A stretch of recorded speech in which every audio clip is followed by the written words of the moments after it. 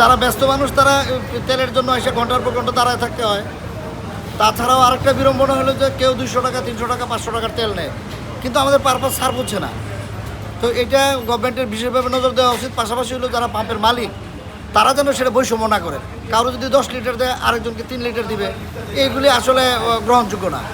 আমরা সেই কখন তেলের জন্য আসছি, অপেক্ষা করতেছি, মনে হয় যেন রেশনের চাউল নেওয়ার জন্য আসছি। তো এটা আমাদের খুব দুঃখজনক। এটা আমরা এই দেশে বাস করি যে আমরা একটা বাইক চালাবো, আমরা 3 লিটার 2 লিটার তেল নিতে পারি না।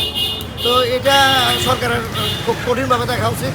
আমরা আশা করি যেন খুব তাড়াতাড়ি এটা সমাধান হয়ে যায়। সারা শহরে কোথাও তেল নাই, এখানে আসছি সকাল 9টায় তেল দেওয়া শুরু হয়েছে, কিছুক্ষণের মধ্যে বোধহয় এটাও শেষ হয়ে যাবে। এখন বুঝতেছি না এই অবস্থা কতদিন চলবে। এই সমাধান হওয়া উচিত।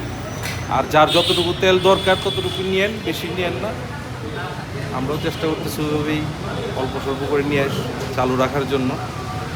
আর এটা শুধুমাত্র একটা পাম্পই চালু আছে, আর অন্যান্যগুলা অল্প স্বল্প করে হলেও যদি দেওয়া যায় তাহলে একটাতে চাপ কমবে। মনে হয় না আর ঘন্টাখানিক এটা চলবে বোধহয়, আমার মনে হয় না।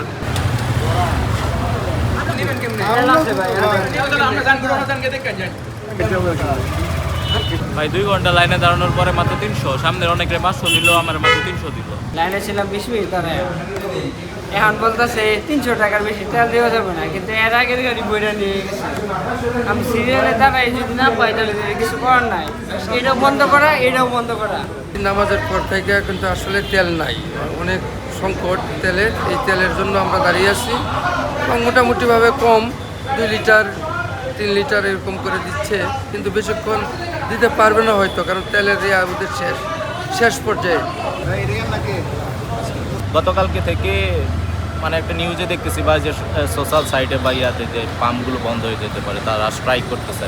ওই চিন্তা ভাবনা থেকেই হচ্ছে যে তেল ভরা, আর ওই রকম রিজার্ভ করার জন্য না, এটা আমার রেগুলারই আমি তেল নিই।